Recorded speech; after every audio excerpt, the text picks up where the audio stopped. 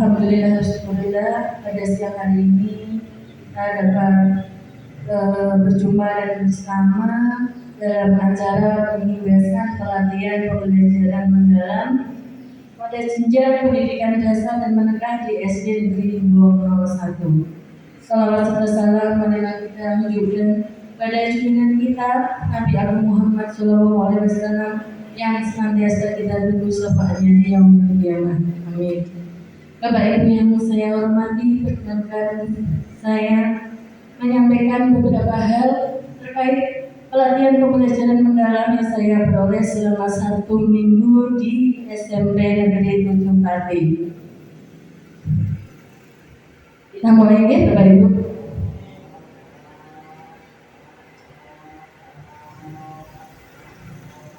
Oke, dari modul pertama yang saya pelajari adalah pola pikir bertumbuh atau growth mindset. Apa itu pola pikir? Mari kita pelajari. Pola pikir lebih penting dari keterampilan.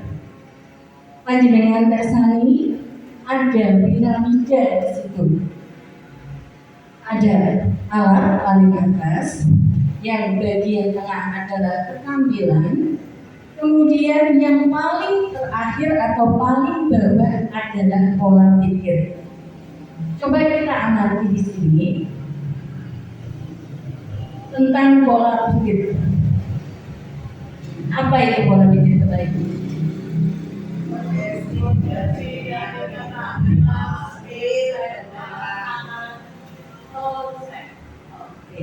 Pola pikir adalah fondasi dari keterampilan, skill set, dan alat atau konsep. Nah, pola pikir merupakan cara melihat, cara berpikir saat menghadapi masalah. Berperan untuk memperluas cara seseorang dalam melihat dan berpikir. Jadi di sini pola pikir kenapa ditempatkan yang paling rendah? Karena pola pikir merupakan landasan atau fondasi untuk mendapatkan keterampilan. Setelah mendapatkan keterampilan, maka pola pikir seseorang akan menentukan alat mana, alat apa untuk mencapai sebuah tujuan. Di sini kita kaitkan dengan pembelajaran yang ada di dalam kelas kita. Setiap dari Bapak Ibu guru pasti mengalami permasalahan di kelas dalam pembelajaran. Entah itu siswa yang sering bermain sendiri saat kita menyampaikan materi, ataupun tidak aktif dalam diskusi kelompok, ataupun mungkin mereka lebih senang bermain daripada belajar. Nah, itu menimbulkan hal-hal yang tidak kondusif dalam sebuah pembelajaran. Maka dari itu, kita sebagai pendidik, kita berpikir apa yang sebaiknya kita lakukan untuk mengatasi paradigma yang saya sebutkan tadi.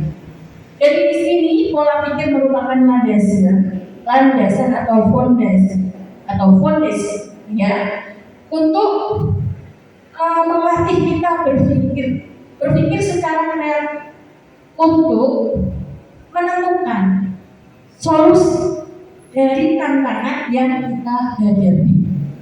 Misalnya dalam pembelajaran kita, ini saya sebutkan salah satu di kelas saya.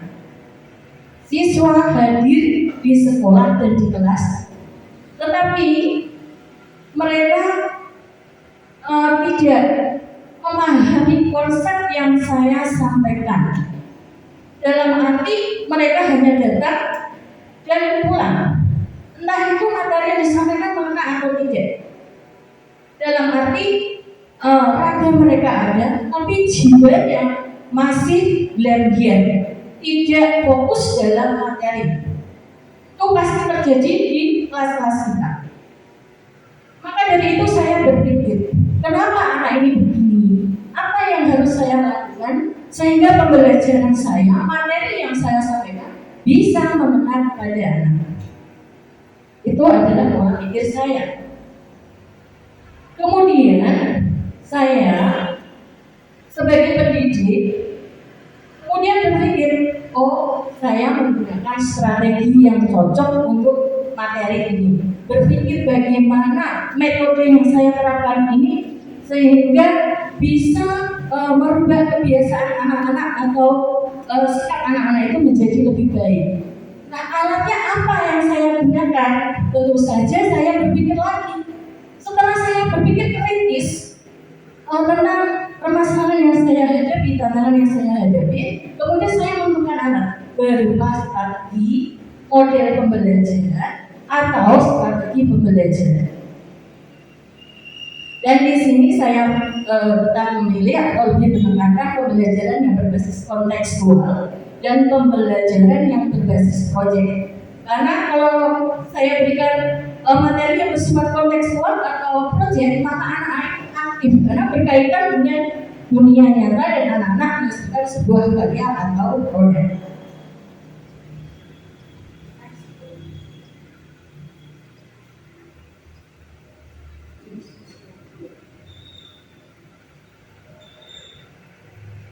Bapak Ibu, di sini ada jenis-jenis pola pikir.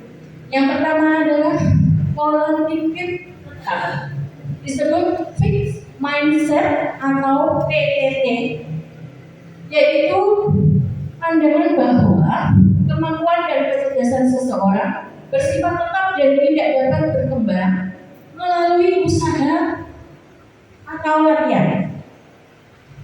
Kemudian yang kedua adalah pola pikir bertumbuh atau growth mindset atau biasa disebut PPB.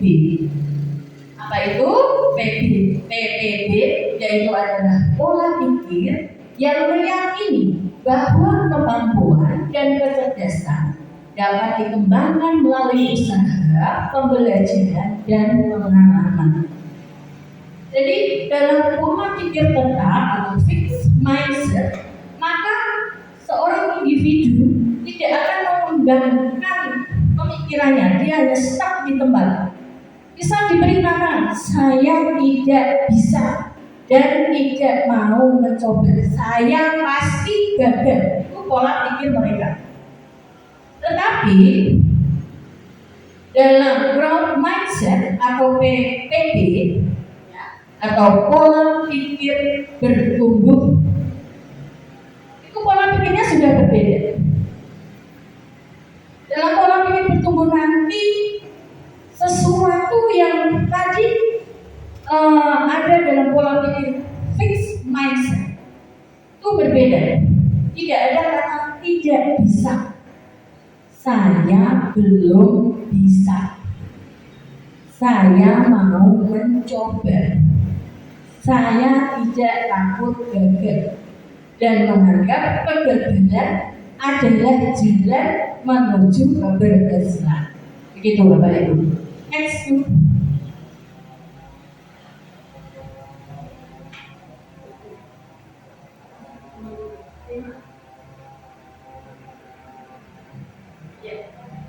Pola pikir tetap di sini fixed mindset. Kemudian pola pikir bertumbuh atau growth mindset, saya sajikan data sebagai berikut. Ada challenge, ada obstacle, ada effort, ada kritik, ada success, ada. Di sini challenge berarti pilihan. Pada pola pikir tetap atau fixed mindset, jika seorang individu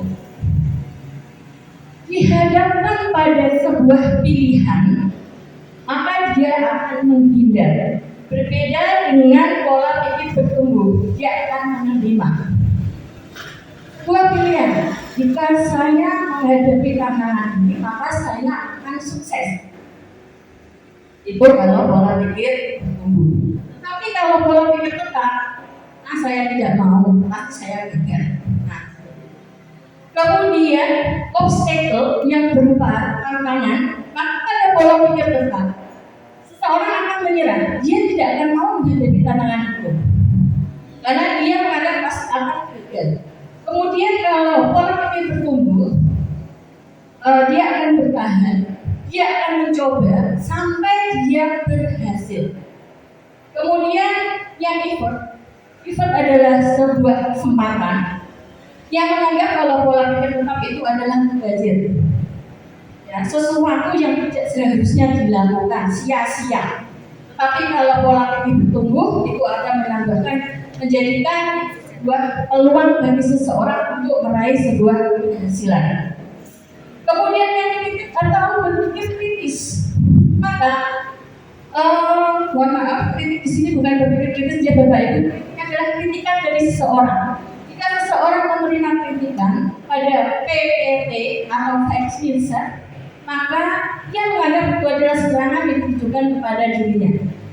Tetapi bagi seseorang yang mempunyai pola pikir bertumbuh, maka sebuah kritik merupakan informasi bagi dirinya, masukan bagi dirinya untuk menjadi atau mengembangkan dirinya menjadi lebih baik. Kemudian yang terakhir adalah success others, maksudnya di sini adalah melihat keberhasilan dari orang lain. Pada pola pikir tetap, maka success others dipandang sebagai ancaman. Tapi pada pola pikir tumbuh itu merupakan inspirasi agar bisa meraih sebuah keberhasilan. Maka membangun fixed mindset menjadi growth mindset. Yang pertama adalah belajar cara mengenali suara kekhawatiran fixed mindset dalam menghadapi tantangan dan kesulitan. Bisa diartikan, misalnya seorang berpikir, saya tidak mau mencoba, saya pasti gagal, saya pasti tidak berhasil. Kalau saya mencoba nanti bagaimana? Pasti gagal. Nah, itu adalah yang dimaksud dengan mengenali suara kekhawatiran dalam pola pikir apa. Bagaimana caranya? Sadari bahwa kita punya pilihan. Kemudian kita berbicara kembali dengan suara optimis, growth mindset dalam menghadapi tantangan dan kesulitan. Selanjutnya kita melakukan tindakan sesuai growth mindset. Nah, itu langkah membangun fixed mindset menjadi growth mindset atau pola pikir tetap menjadi pola pikir bertumbuh. Baik Bapak Ibu, saya mempunyai sedikit pernyataan. Kalau saya gagal berarti saya tidak mampu. Apakah itu fixed mindset? Halo Bapak Ibu? Kemudian yang kedua, saya akan menerima pekerjaan yang belum pernah saya kerjakan, sebab ini adalah peluang untuk belajar dan mengembangkan potensi diri. Di sini growth mindset. Oke. Yang ketiga adalah kesalahan merupakan sebuah proses belajar dan peluang meningkatkan potensi diri. Growth mindset. Oke. Saya hanya bagus dalam bidang tertentu saja. Jadi saya akan mengerjakan bidang itu saja. Mindset. Belajar dan berusaha adalah faktor kunci yang akan menentukan sukses tidaknya seseorang. Growth mindset. Sekarang prosedur intervensi pola pikir. Saat melihat ada murid yang mau menyerah, ketika menemui tantangan atau kesulitan, dorong dia untuk mencoba lagi. Kita berikan dorongan, motivasi. Contohnya, kamu pasti bisa dicoba kembali. Nah, seperti itu. Kamu bagus sekali, kamu pintar sekali menyelesaikan soal ini dalam waktu yang sangat singkat. Beri pujian proses. Kemudian beri pujian proses ketika murid mau berusaha dan mencoba lagi. Ini sudah saya sampaikan. Kemudian jelaskan kepada murid mengenai suara fix dan growth mindset untuk menghadapi tantangan. Kita jelaskan, kalau misalnya kalian tetap berpikir aku gagal, tidak mau mencoba, maka kalian akan tetap seperti ini saja, tidak akan memperoleh ilmu baru, tidak boleh dan tidak pernah akan bisa menerima wawasan baru, pengalaman baru. Jadi harus berani mencoba. Kita ubah pola pikir mereka dari PPT ke PPB. Kemudian kita jelaskan kepada murid bahwa berbuat salah merupakan cara untuk belajar dan berkembang. Itu kita namakan dalam setiap pembelajaran.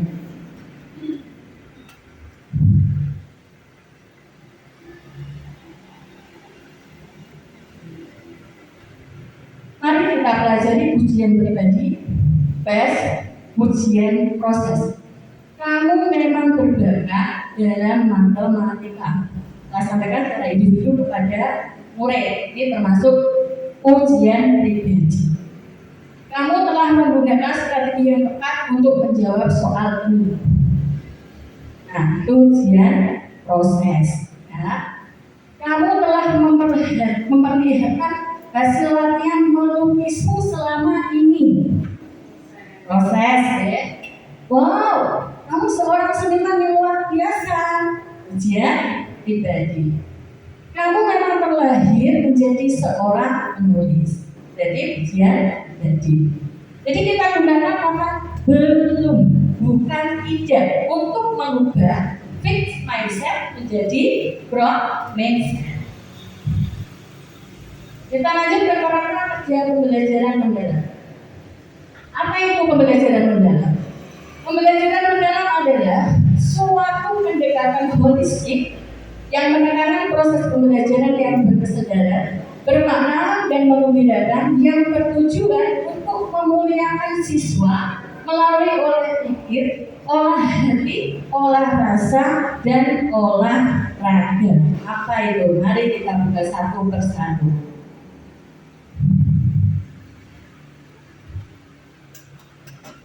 Nah, ini yang akan kita alami, yang setiap hari pasti kita alami. Yang pertama, schooling without learning.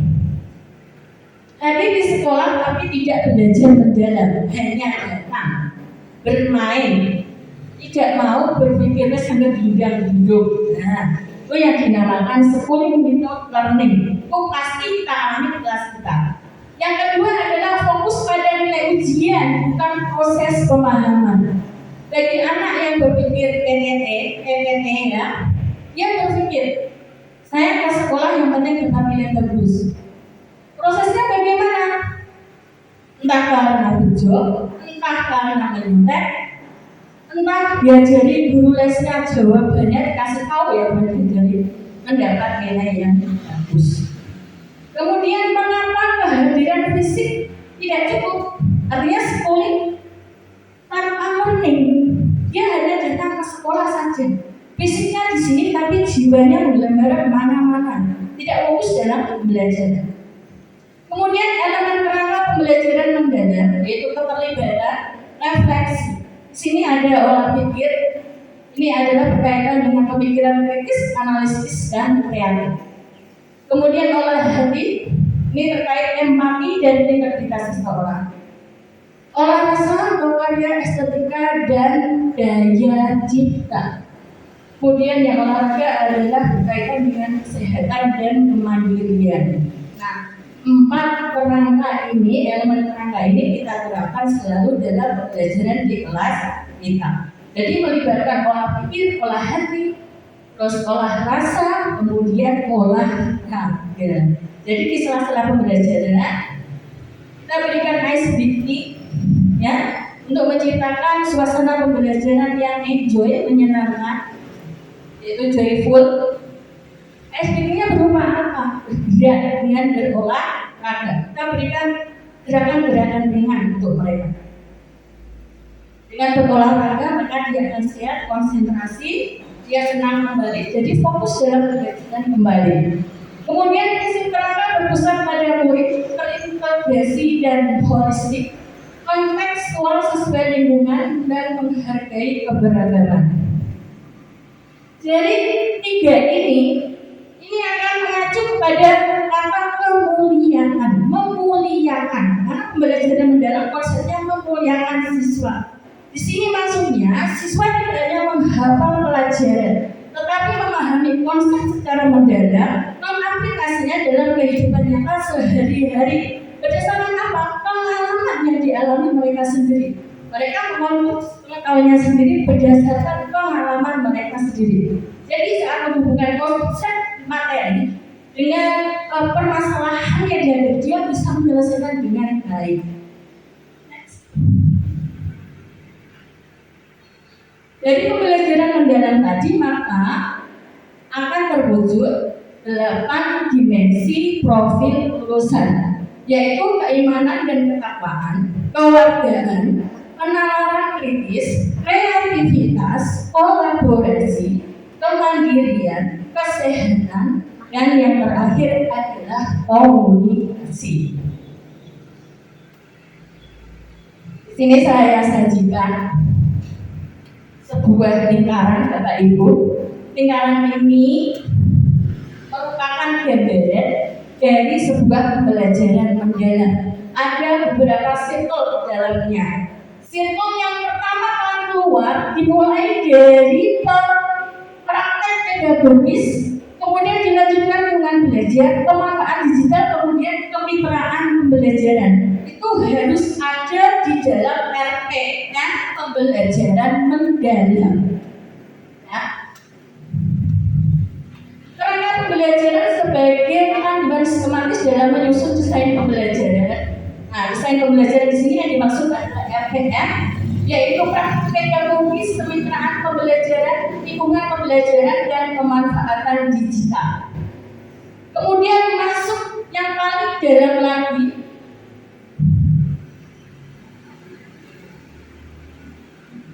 yaitu pengalaman belajar.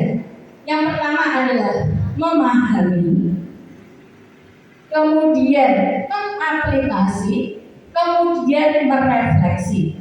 Masuk lebih dalam lagi harus menerapkan prinsip belajar mendalam, yaitu merupakan dasar karakteristik pembelajaran, yaitu berkesadaran, bermakna, dan menggembirakan. Bisa disebut dengan mindful, meaningful, joyful. Kemudian yang paling dalam lagi, paling dalam hasil dari pembelajaran mendalam menghasilkan 8 profil kelulusan yang telah saya sebutkan di awal tadi. Sekarang kita masuk pada prinsip dan pengalaman belajar. Prinsip utama yaitu berkesadaran. Artinya mulai paham bahwa terdapat tantangan, hambatan, kesulitan hingga kegagalan saat belajar. Yang kedua adalah bermakna. Artinya belajar sepanjang hayat dalam menghadapi kendala sebagai peluang. Yang terakhir adalah menggembirakan, suasana positif, menantang, menyenangkan, dan motivasi. Nah, apa hubungannya dengan olah pikir, olah hati, olah rasa, dan olahraga? Ada yang tahu, Bapak Ibu? Yang berarti belum tahu, baik saya jelaskan. Berpikir berkaitan dengan olah pikir, olah hati, olah rasa, dan olahraga. Maka di dalam pembelajaran dengan menerapkan prinsip utama pembelajaran mendalam, berkesadaran, kita bahwa siswa kita sadar apa tujuan dari belajar hari ini. Manfaatnya apa untuk masa depan, sehingga mereka tidak hatinya untuk mengikuti pelajaran dengan sendirinya. Dia aktif dalam pembelajaran. Kemudian yang kedua, siswa mengaitkan materi dengan konsep yang dialaminya dengan dari pengalaman yang diperolehnya sehari-hari secara kontekstual. Kemudian menggembirakan. Kita ciptakan suasana kelas yang menggembirakan. Misalnya guru mengajak siswa untuk humor sebentar, ya. Terus kemudian kita sajikan pembelajaran dengan menggunakan eksperimen-eksperimen pada pelajaran kipas, ya. Eksperimen yang menarik dan interaktif. Contohnya begitu. Sehingga dalam itu melibatkan olah pikir, olah hati, olah rasa. Oh berpikir, olah hati, guruku kok mengajak saya seperti ini, saya harus mengikuti arahan instruksi dari Bapak Ibu guru. Nah, kemudian olah rasa, seharusnya saya bisa. Olahraga, kita ajak siswa ice breaking dengan olahraga bergerak dan walaupun hanya 2 menit, 3 menit, ya. Kemudian pengalaman belajar di sini adalah memahami, di mana memahami ini adalah fondasi awal untuk mengaplikasikan, menghubungkan pengetahuan dengan dunia nyata. Kemudian yang terakhir adalah merefleksi, menilai proses hasil belajar untuk mengembangkan diri. Nah, di sini ada 3 prinsip utama, ada pengalaman belajar. Semua itu dimasukkan dalam pembelajaran mendalam yang kita implementasikan dalam kelas kita sehari-hari. Jadi kesimpulannya, growth mindset adalah bentuk landasan seseorang untuk terus berkembang. Rangka pembelajaran mendalam menyentuh aspek olah pikir, olah hati, olah rasa, olah raga. Nah, ini yang dimaksud dengan memuliakan siswa. Kemudian prinsip pembelajaran mendalam adalah berkesabaran, bermakna, dan menggembirakan. Ini merupakan kunci pengalaman dari belajar yang mendalam. Selanjutnya akan dilanjutkan rekan saya pada Ibu Sofiatun, kami persilakan.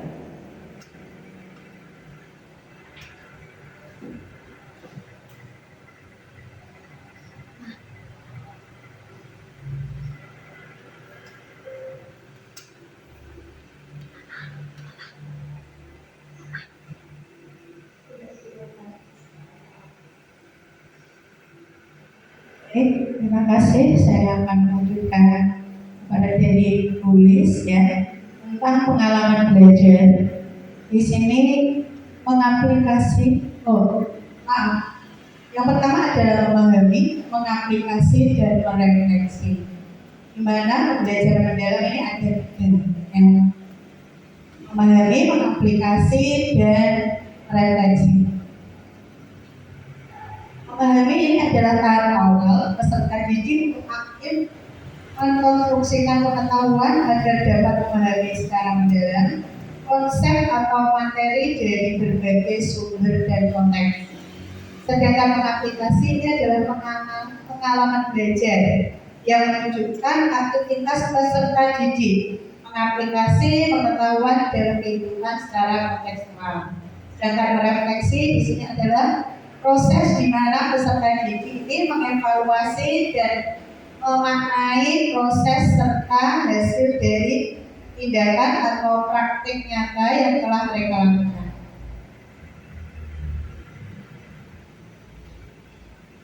Next. Nah, di dalam pembelajaran mendalam ini ada taksonomi Solo. Di kurikulum Merdeka kemarin kan ada taksonomi dulu. Nah, ini dia kan menciptakan, mengevaluasi, menganalisis, menerapkan, memahami dan mengingat. Sedangkan di taksonomi Solo ini kita berpikir abstrak dan mendalam, relasional, multistruktural, unistruktural, dan makrostruktural. Ya. Dan pembelajaran mendalam kita hanya merefleksi, mengaplikasi, dan memahami dari dalam. Next group. Nah, dalam pembelajaran mendalam ini ada rangka pembelajaran. Ya, rangka pembelajaran ini untuk membuat RPM. Di mana RPM itu kita kenal dengan RPP. Ini yang sangat penting bagi kita untuk membuat RPP-nya ini di pembelajaran mendalam ini adalah nama lainnya adalah RPM, rencana pembelajaran mendalam. Di mana kerangka pembelajarannya ini ada 4, yaitu praktek pedagogis, terus kemitraan pembelajaran, lingkungan pembelajaran, dan pemanfaatan digital. Di mana praktek pedagogis ini strategi mengajarnya yang dipilih guru untuk mencapai tujuan belajar dalam mencapai dimensi profil lulusan. Untuk mewujudkan pembelajaran mendalam, guru berfokus pada pengalaman belajar peserta didik yang autentik, mengutamakan praktek nyata di sini untuk praktek pedagogisnya. Sedangkan kemitraan pembelajaran ini membentuk hubungan yang dinamis antara guru, peserta didik, orang tua, komunitas, dan mitra profesional. Yang ketiga yaitu lingkungan pembelajaran, di mana lingkungan pembelajaran ini menekankan integrasi antara ruang fisik, ruang virtual, dan budaya belajar untuk mendukung pembelajaran mendalam. Ruang fisik dan ruang virtual ini direncanakan secara fleksibel sebagai tempat yang mendorong kolaborasi, refleksi, eksplorasi, dan berbagai ide sehingga dapat mengakomodasi berbagai gaya belajar peserta didik dengan optimal. Dan yang keempat adalah pemanfaatan digital. Di sini kita memanfaatkan teknologi digital. Ya, ini memegang peranan penting sebagai katalisator untuk menciptakan pembelajaran yang lebih interaktif, ya, kolaboratif, kontekstual, dan tersedianya berbagai sumber belajar untuk peluang menciptakannya pengetahuan bermakna pada peserta didik. Next. Nah, di sini dalam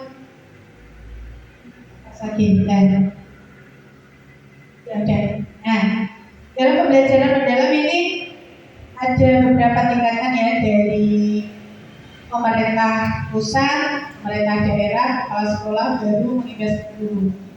Nah, guru di sini sebagai aktivator, dan guru juga sebagai kolaborator, guru juga sebagai pengembang budaya belajar.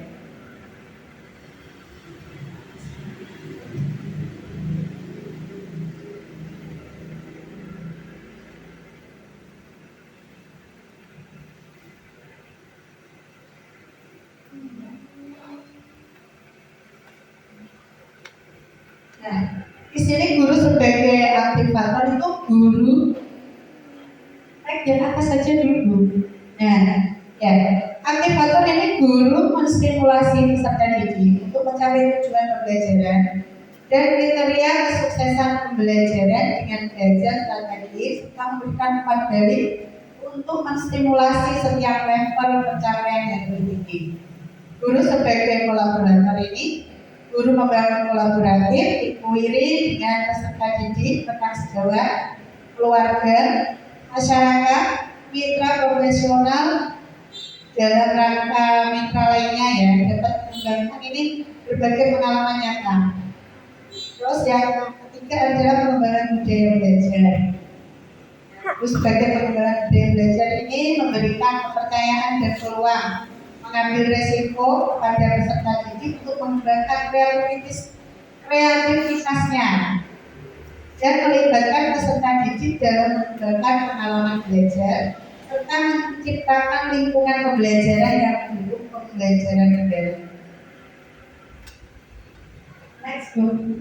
Nah, di sini ada perencanaan, pelaksanaan, dan asesmen.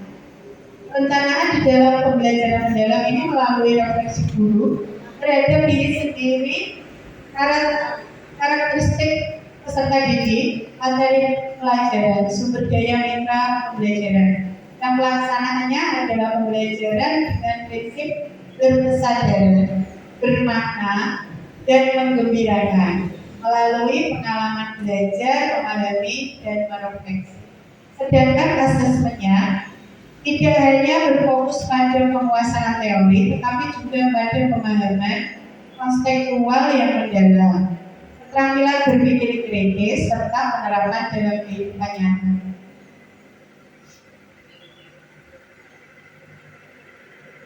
Next book.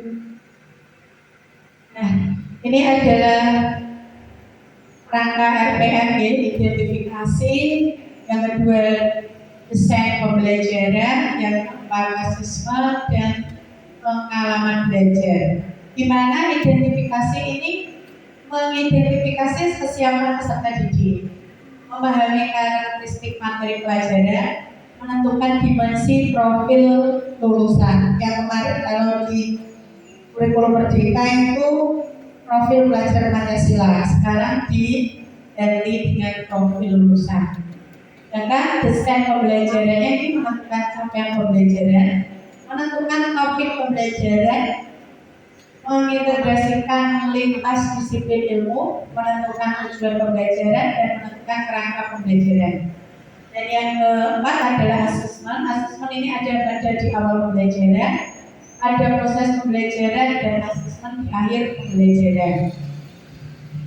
Dan yang sebelumnya ini ada pengalaman belajar, merancang pembelajaran dengan prinsip berkesadaran, bermakna dan menggembirakan, merancang tahap pembelajaran dengan tahap langkah-langkah kegiatan inti dan menutup. Terus yang selanjutnya adalah mendiskusikan pengalaman belajar. Ini adalah contoh bagaimana kita nanti membuat RPM-nya, di mana ada identifikasi. Ini merupakan materi pembelajaran di atas, terus baru dimensi profil kelulusan yang ada 8 tadi yang telah disinggung oleh Bulis tadi. Ada keimanan dan ketakwaan dari yang besar, kewargaan, bernalar kritis, kolaborasi, ya gitu. Tapi nanti kalau membuat RPM tidak dicantumkan semua boleh itu untuk dimensi kelulusannya, kita ambil 3 atau 4 boleh. Terus untuk capaian pembelajaran ini nanti dituliskan capaian pembelajaran sesuai fase, maka fase A, fase B, dan fase C. Lintas disiplin ilmu ini nanti bisa ditulis disiplin ilmu atau mata pelajaran yang relevan. Tujuan pembelajaran ini jangan sampai ketinggalan ya, jelas. Soalnya kalau membuat RPM itu tujuan pembelajaran harus ada dan harus disampaikan kepada peserta didik sebelum kita mulai pembelajaran. Nah, ini bisa dituliskan topik pembelajaran yang relevan dengan capaian dan tujuan pembelajaran. Terus selanjutnya adalah step pembelajaran ini ada praktek metodologis tadi. Model, strategi, metode yang ditentukan itu nanti di sini. Contohnya adalah pembelajaran berbasis masalah, atau pembelajaran berbasis proyek, atau pembelajaran inquiry. Itu nanti adalah praktek metodologisnya. Lanjut kita kemitraan pembelajaran. Ini kerjasama untuk berkolaborasi dengan dan berperan dalam pembelajaran. Biarpun itu bisa di sekolah ataupun di luar sekolah. Juga kita bisa bermitra dengan masyarakat di sini ya. Misalnya guru itu di bidang studi lain, peserta didik lain, orang tua juga bisa ini komunitas, tokoh masyarakat ataupun bidang usaha lainnya. Lanjut ke lingkungan pembelajaran.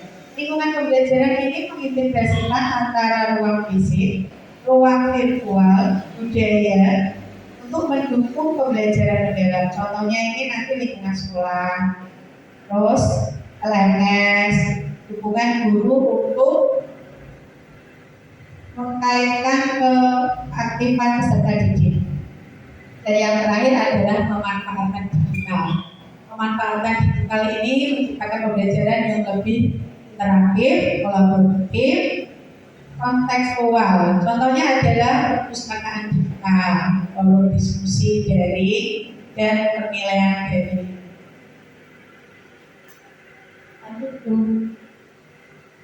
Nah, di sini nanti ada pengalaman belajar, yaitu di situ biasanya itu langkah-langkah pembelajaran itu.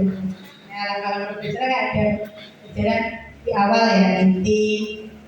Nah, situ ini intinya ini pada ini siswa aktif terlibat dalam pengalaman belajar, memahami, mengaplikasikan dan merefleksi. Nah, itu memahami tadi yang dikatakan sama Bulis, memahami bermakna tadi itu ada itu makna, terus memikirkan tadi ya mindful nanti bisa lakukan. Terus yang terakhir adalah untuk ini ada dituliskan prinsip pembelajaran yang digunakan, misalnya kesadaran berhubungan dengan diri. Akhir dalam proses pembelajaran yang bertujuan memberikan 4 balik. Nah, terus ada asesmen pembelajaran. Asesmen pada awal pembelajaran, asesmen pada proses pembelajaran, dan asesmen pada akhir pembelajaran.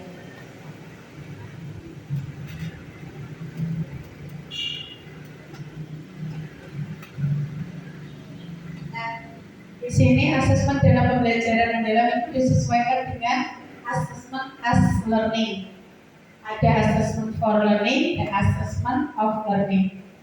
Menentukan metode atau cara yang digunakan secara komprehensif untuk mengukur pencapaian kompetensi peserta didik. Contohnya ini adalah tes tertulis, tes lisan, penilaian kinerja, penilaian proyek, ya di sini semua di asesmen pembelajaran.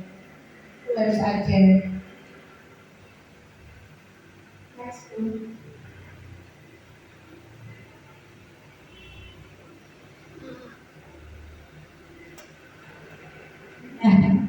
Ini tadi untuk memahami dan bermakna ini ada orientasi dan merumuskan masalah, pengumpulan data dan pengelolaan data, analisis data sini mengaplikasikan itu tadi. Orientasi ini guru memberikan stimulus untuk membangkitkan rasa ingin tahu peserta didik. Dan untuk merumuskan masalah ini peserta didik mengidentifikasi dan merumuskan pertanyaan yang akan dijawab. Yang ketiga, mengumpulkan data. Peserta didik ini mengumpulkan informasi dari berbagai sumber seperti eksperimen, observasi, wawancara, ataupun mencari pola hubungan antar konsep. Dan yang keempat adalah pengelolaan dan analisis data, di mana peserta didik ini mengorganisasi dan menafsirkan data yang telah dikumpulkan.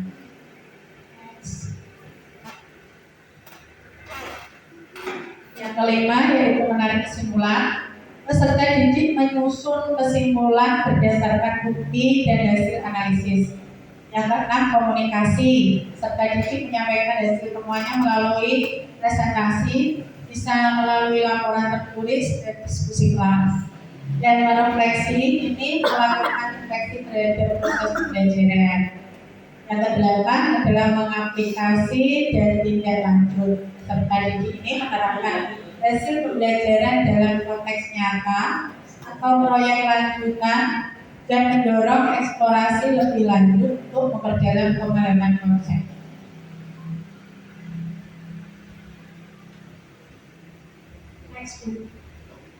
Nah, ini contohnya tadi ya Bu. Contoh dari RPM-nya adalah identifikasi peserta didik. Tadi sudah semua, oke. Lanjut lagi Bu. Cuma contoh. Nah, ini tujuan pembelajarannya. Ada praktik metodologis, intra pembelajaran, lingkungan pembelajaran dan pemanfaatan digitalnya seperti next Bu. Nah, ini untuk pembelajaran awalnya tadi, langkah pembelajaran. Guru membuka pembelajaran dengan salam, itu contoh-contoh kesadaran dan bermakna. Guru menerapkan teknik permainan memusatkan konsentrasi sebelum pembelajaran. Biasanya kan ya itu speaking itu. Nah, itu di awal pembelajaran. Itu termasuk berkesadaran dan bermakna. Terus guru juga bisa memberikan pertanyaan tematik. Terus guru mengadakan tanya jawab dulu, ya. Ya Bu, next.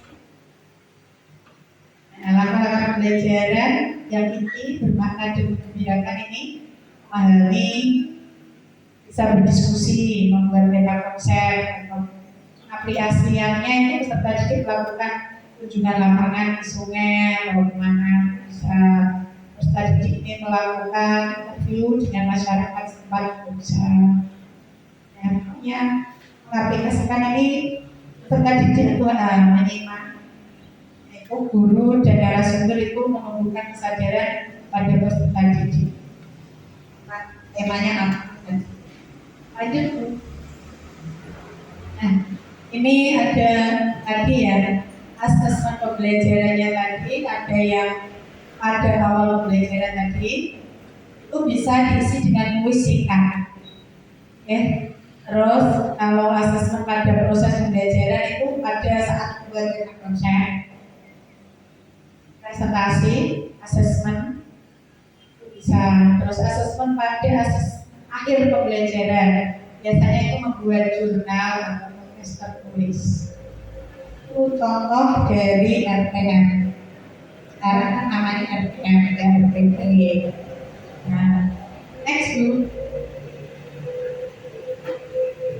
ini untuk misalnya nggak kelihatan di atas dulu. Pembelajaran ini menekankan pentingnya memperbarui asesmen otentik yang mencakup 3 asesmen tadi ya, yang sudah saya hitung tadi, ada asesmen learning, for learning, dan non learning. Next Bu.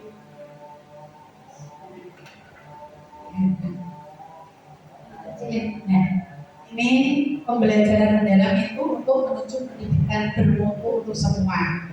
Tadi sudah ditulis untuk memuliakan setiap individu tadi ya. Terus transformasi pembelajaran, pendekatan holistik. Terus kolaborasi ekosistem pendidikan dan pendidikan masa depan. Dari apa yang saya sampaikan sama Gus tadi itu pembelajaran mendalam atau biasa dikenal dengan deep learning. Ya, kita bisa ambil kesimpulan dari paparan tadi. Kita bisa merumuskan dari pembelajaran mendalam tadi ada 8, 3, 3, 4 ya. Yang satu adalah 8 itu 8 profil kelulusan, di mana ada keimanan keluarga, keimanan kepada dan ketakwaan kepada Tuhan Yang Maha Esa. Yang kedua kewargaan, penalaran kritis, kreativitas, kolaborasi, mandirian, kesehatan, dan komunikasi. Sedangkan yang ketiga tadi adalah prinsip pembelajaran, yaitu berkesadaran atau mindful, bermakna meaningful, dan menggembirakan atau joyful. Ya. Yang tiga lagi adalah pengalaman belajar, di mana pengalaman belajar ini ada 3, yaitu memahami, mengaplikasi, dan merefleksi. Nah, ada yang 8, 3, 3, 4. 4-nya itu adalah kerangka pembelajaran, di mana kerangka pembelajaran ini tadi juga ada 4 ya. 1 praktek pedagogisnya, yang kedua kemitraan pembelajaran, yang ketiga adalah lingkungan belajar, dan yang keempat adalah pemanfaatan digital. Sampai di sini sudah jelas Ibu? Ya. Sebelumnya atas paparan dari kita pengegasan pembelajaran mendalam. Nah, terima kasih. Terima kasih ya sebelumnya untuk hari ini ya, pengegasan pembelajaran mendalamnya. Itu tadi poinnya ada 8, 3, 3, 4 ya. Setiap orang menjadi guru, setiap rumah menjadi sekolah. Itu adalah diajar di luar bawah. Terima kasih sebelumnya. Wassalamualaikum warahmatullahi wabarakatuh. Waalaikumsalam.